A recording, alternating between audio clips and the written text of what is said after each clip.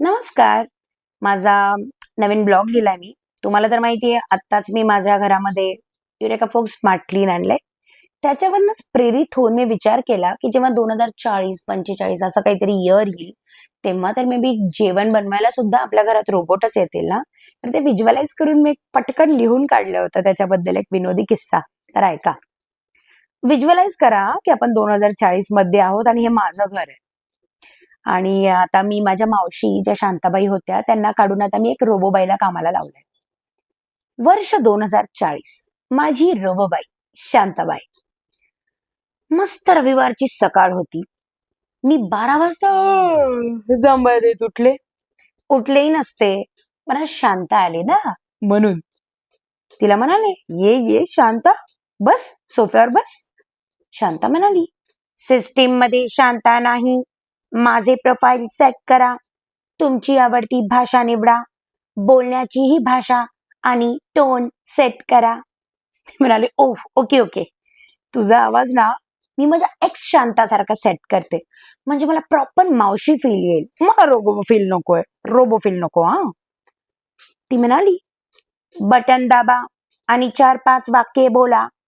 मी म्हणाले, हो हो, ते टिक. आणि सुरूच झाले.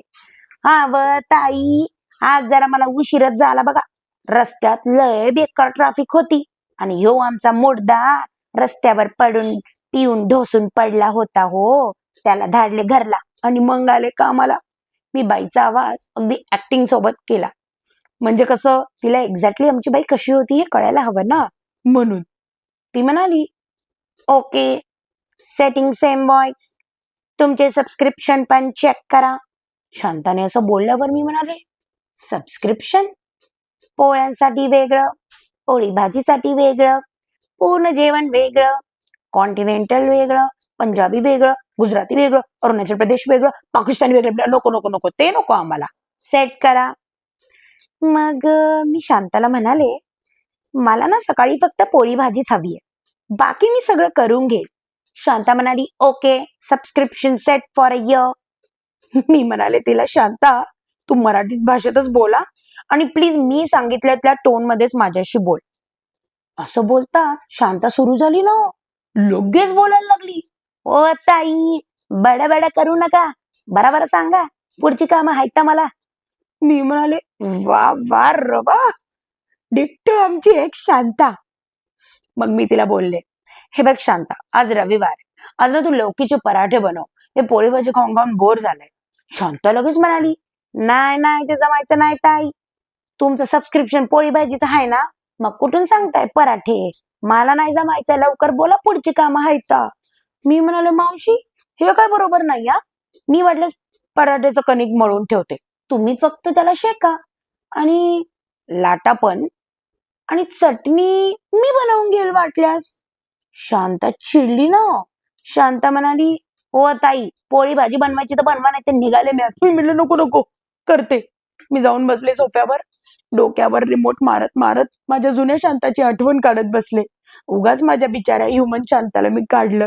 ही बघा, ही कशी त्रास देते, पराठे पण बनवत नाही. दुसऱ्या दिवशी सकाळी, अरे शांता आलीच नाही ना अजून. फोन करते तिला, थांबा. क्रिंग क्रिंग क्रुंग क्रुंग, बया फोनही उचलत नाही. हे मात्र चुका. तिसरा दिवस उजाडला, आजही शांत नाही. आता या शांताला मी शांत बसलेली बहुधा आवडत नाही, आणि हिला ना असं आवडत नाही मी सोफ्यावर बसून असं रिमोट घेऊन मस्त टीव्ही बघितलेलं. हिला मी किचन मध्येच आवडते बहुधा. चौथ्या दिवशी शांता कपाळावर आठ्या ठेवून आली. मी आल्या आल्या तिच्यावर ओरडायची प्लॅनिंग केली होती. ओरडले जोरात, काय ग शांता, मागचे 2 दिवस का नाही आली तू, आणि फोन सुद्धा उचलला नाही माझा.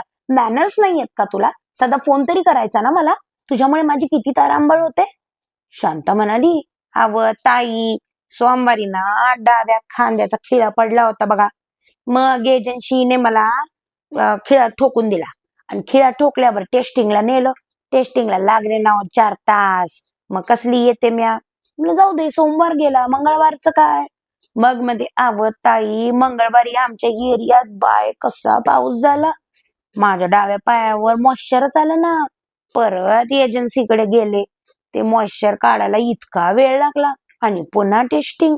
मग मी म्हणाले, टेस्टिंग म्हणे, अरे मग फोन तरी करायचा ना शांता. काय चार्जिंग? आता काय तर चार्जिंग नव्हती म्हणे. शांता म्हणाली, अरे हो, तुम्हाला कसं माहिती ताई? मी म्हणलं, शांता, अनेक वर्षांचा अनुभव आहे माझा, हेच ऐकतीये, चार्जिंग संपली होती. शांता, तुला मी एक सांगून ठेवते, तू नव्हतीस ना तेव्हा मी एका दुसऱ्या रोबोबाईला बोलवलं होतं आणि पोळ्या बनवून घेतल्या होत्या. मी तुझे 2 दिवसांचे पैसे कापणार. असं म्हणतात शांता ताडकन उभं राहिली. म्हणाली, ओ ताई, कापणार बीपणार असाल तर हातच सोडते मी तुमचं काम. तुमचं सगळं माहितीये मला.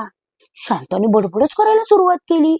मला म्हणाली, एकतर ही बया पोळी भाजीचं सबस्क्रिप्शन घेते आणि माझ्याकडून पुरणपोळ्या, पराठे, डाळबट्टी, हिच्या पोरीला आवडते चमचमीत लाडू, कधी चिवडा बनवून घेते. हा, आणि हिचे पाहुणे Saturday Sunday, every Saturday Sunday पाहुणे, एवढं जेवण बनवून घेते ही बया. शांता फुलावून बडबडायला लागली हो. आणि म्हणाली शेवटी, मला चांगलंच माहितीये तुमचं सगळं. मला तेव्हा टेन्शनच आलं. ती म्हणाली, अगं शांता, चिडू नकोस ग. आणि स्वतःशीच फुटफुटले, हिला कसं काय कळालं माझं सगळं नवले. शांत म्हणाली, तुमची जुनी बाई भेटली होती मला खाली गार्डन मध्ये, सगळं सांगितलंय मला. आणि मी सिस्टीम मध्ये शेव पण करून घेतलंय. दिवाळी बोनस पण अर्धा दिलं म्हणे.